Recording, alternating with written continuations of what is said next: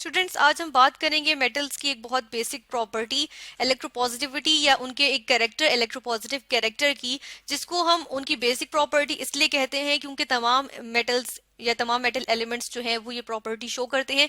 हमारे पास इसमें कोई एक्सेप्शन नहीं है, तमाम मेटल्स की ये प्रॉपर्टी शो करते हैं, इसलिए हम इस प्रॉपर्टी को मेटेलिक कैरेक्टर भी कहते हैं। यानी कि इलेक्ट्रोपॉजिटिव कैरेक्टर जो है वो हमारे पास मेटेलिक कैरेक्टर भी कहलाया जाता है। ठीक है, मेटेलिक कैरेक्टर हम लिख लेते हैं, मेटेलिक कैरेक्टर भी कहलाता है। यानी कि मेटल एक एलिमेंट कितना ज्यादा मेटेलिक प्रॉपर्टी शो करता है, इसको हम मेटेलिक कैरेक्टर कहेंगे। ठीक है, अब ये प्रॉपर्टी होती क्या है हम ये भी देख लेते हैं कि एक मेटल एटम का लेट सपोज एम हमारे पास कोई मेटल एटम है, इस मेटल एटम का इलेक्ट्रॉन लूज कर देना। ठीक है, इसकी ये प्रॉपर्टी होना कि ये इलेक्ट्रॉन लूज कर दे और मेटल आइन बना ले। ठीक है, एक मेटल पॉजिटिव आइन बना ले, यानी कि पॉजिटिव आइन किसको कहते हैं, केटाइन को कहते हैं। ठीक है, तो एक केटाइन बना ले, तो ये मेटल्स की प्रॉपर्टी होती है कि वो आसानी से अपना इलेक्ट्रॉन लूज करके आउटर मोस्ट शेल से इलेक्ट्रॉन लूज करके क्या करते हैं, पॉजिटिवली चार्ज एटम बना लेते, सॉरी पॉजिटिवली चार्ज आइन बना लेते हैं। पॉजिटिव चार्ज एक किसी एटम पे चार्ज होता है तो उसको हम आइन कहते हैं, तो ये हमारे पास एक आइन बन गया और पॉजिटिव आइन को केटाइन कहते हैं। ठीक है,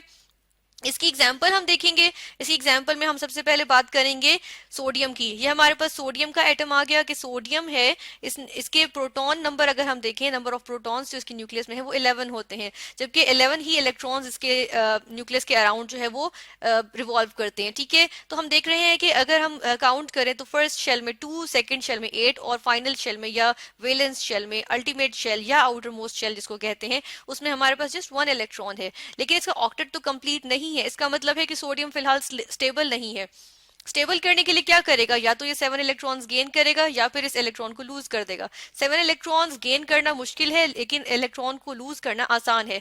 तो ये एक इलेक्ट्रॉन को लूज कर दिया, तो देखिए हमारे पास ये हमारे पास शेल रिमूव हो गया और अब आउटर मोस्ट शेल जो है उसके अंदर हमारे पास जो है इसके ऑक्टेट कंप्लीट है।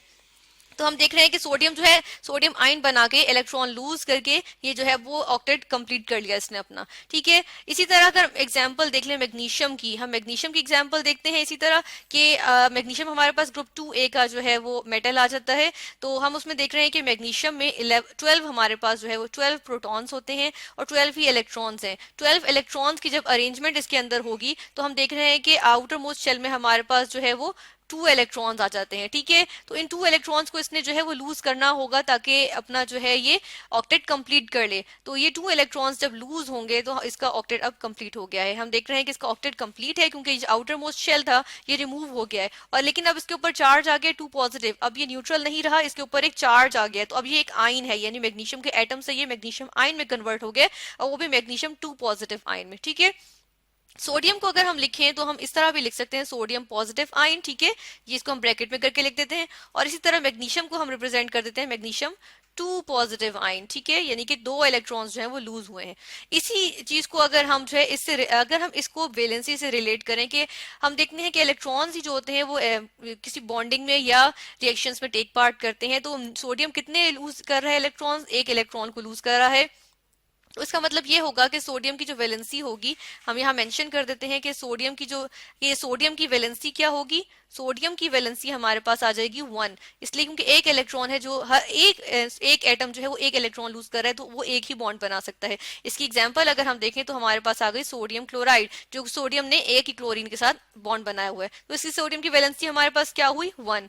ठीक है, दूसरी जानेब अगर हम मैग्नीशियम की बात करें तो हम देख रहे हैं 2 इलेक्ट्रॉन्स लूज हो रहे हैं, तो डेफिनेटली हमारे पास मैग्नीशियम 2 बॉन्ड्स बना सकता है कि मैग्नीशियम हमारे पास यहाँ आया, इसने एक क्लोरीन के साथ यहाँ बॉन्ड लूज किया इलेक्ट्रॉन और दूसरे क्लोरीन के साथ यहाँ पे इसने बॉन्ड लूज किया, तो हमारे पास जो है वो क्या हुआ, हमारे पास बन गया मैग्नीशियम क्लोराइड, जो कि इसमें मैग्नीशियम ने 2 बॉन्ड्स बनाए तो इसकी वैलेंसी 2 हुई। ठीक है, हमने वैलेंसी का फैक्टर भी देख लिया। तो अब हम देखते हैं कि हमारे पास इलेक्ट्रोपॉजिटिविटी जो होती है उसका ट्रेंड क्या होता है पीरियोडिक टेबल में।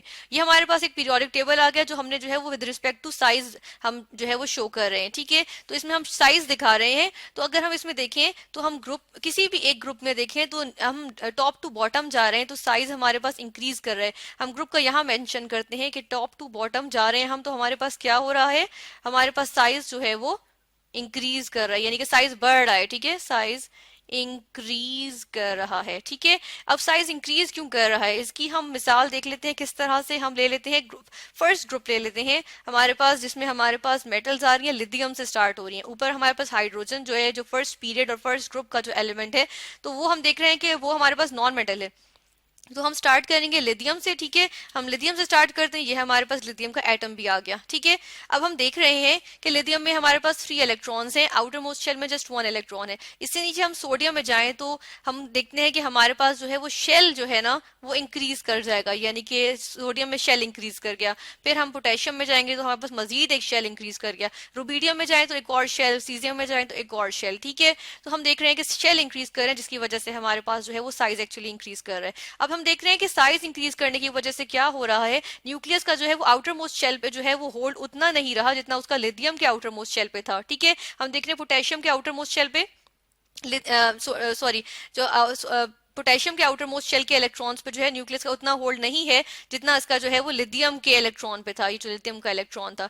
तो हम देखते हैं कि इसकी वजह से जो है वो इलेक्ट्रॉन्स जो है वो आसानी से जो है वो अपने न्यूक्लियस का जो अट्रैक्शन है उसको तोड़ के वो जो है वो निकल सकते हैं उसमें से, यानी इलेक्ट्रॉन्स जो है वो इजीली लूज हो सकते हैं। तो इसका मतलब तो ये हुआ कि इसका जो मेटेलिक कैरेक्टर है या इलेक्ट्रोपॉजिटिव कैरेक्टर है वो इंक्रीज कर गया। यानी कि हम यहाँ पे ये भी लिख लेते हैं कि हम यहाँ लिखते हैं इलेक्ट्रोपॉजिटिव कैरेक्टर। ठीक है, इलेक्ट्रोपॉजिटिविटी लिख देते हैं कि हम किसी भी ग्रुप में नीचे जाएं तो हमारे पास इलेक्ट्रोपॉजिटिविटी क्या होती है, इंक्रीज कर रही है। यानी कि साइज इंक्रीज करने से इलेक्ट्रोपॉजिटिविटी या मेटालिक कैरेक्टर क्या कर रहा है, इंक्रीज कर रहा है। ठीक है, इसी तरह हम देख लेते हैं पीरियड में, किसी भी पीरियड की अगर हम बात कर लें, ठीक है, तो हम जाते हैं लेफ्ट टू राइट। पीरियड में हम जाते हैं लेफ्ट टू राइट। ठीक है, हम सेकंड पीरियड की ही बात करेंगे जिसमें लिथियम आता है। लिथियम से हम नियॉन पे जाएंगे।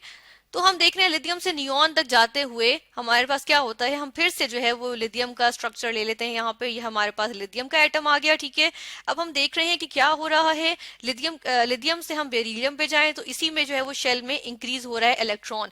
फिर हम जाते हैं boron, carbon, nitrogen, oxygen, fluorine और फिर नियॉन। तो हम जाते जाएं और हमारे पास क्या होता है कि इसी शेल में जो है वो इलेक्ट्रॉन्स इंक्रीज करते जाएंगे, यहाँ तक कि हमारे पास नियॉन तक पहुंचते पहुंचते हमारा जो है ऑक्टेट जो है वो कंप्लीट हो जाएगा और एक स्टेबल एटम नियॉन का आ जाएगा। ठीक है, तो हम ये देखते हैं कि हमारे पास वैसे अगर हम देखें तो हमें नजर आ रहा है कि साइज जो है वो डिक्रीज कर रहा है। तो साइज डिक्रीज होने की वजह यही होती है कि हमारे पास जो इलेक्ट्रॉन्स हैं वो उसी सेम शेल में ही जो है वो इंक्रीज हो रहे हैं, बजाय इसके कि हमारे पास शेल इंक्रीज करते जाएं। ठीक है, तो उसी शेल में इलेक्ट्रॉन्स इंक्रीज हो रहे हैं, एड अप हो रहे हैं, जिसकी वजह से क्या होता है कि न्यूक्लियस का जो हमारे पास चार्ज होता है या इफेक्टिव न्यूक्लियर चार्ज होता है, न्यूक्लियस मजीद उन सबको अट्रैक्ट कर सकता है, उन सबको बाहमी अट्रैक्शन दे सकता है, यानी कि म्यूचुअल अट्रैक्शन, यानी कि सबको जो है वो ऑल टुगेदर सबको वो इंटरेक्शन दे सकता है। ठीक है, तो हम ये देखते हैं कि इसकी वजह से क्या होता है, इसकी वजह से जो है वो साइज डिक्रीज होता है और न्यूक्लियस ज्यादा अट्रैक्ट कर सकता है। इसकी वजह से हम देखते हैं कि क्या होता है कि न्यूक्लियर अट्रैक्शन ज्यादा है, न्यूक्लियर चार्ज ज्यादा है,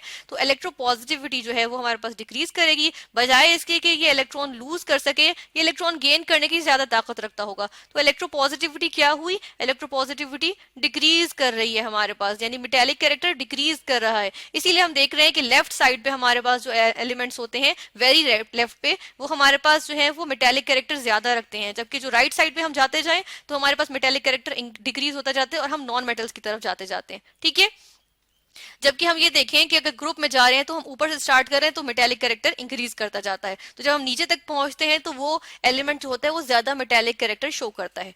ठीक है, तो हमने आज देखा मेटेलिक कैरेक्टर का ट्रेंड, यानी कि इलेक्ट्रोपॉजिटिव कैरेक्टर का ट्रेंड देखा, और हमने देखा मेटल्स की बेसिक प्रॉपर्टी इलेक्ट्रोपॉजिटिविटी।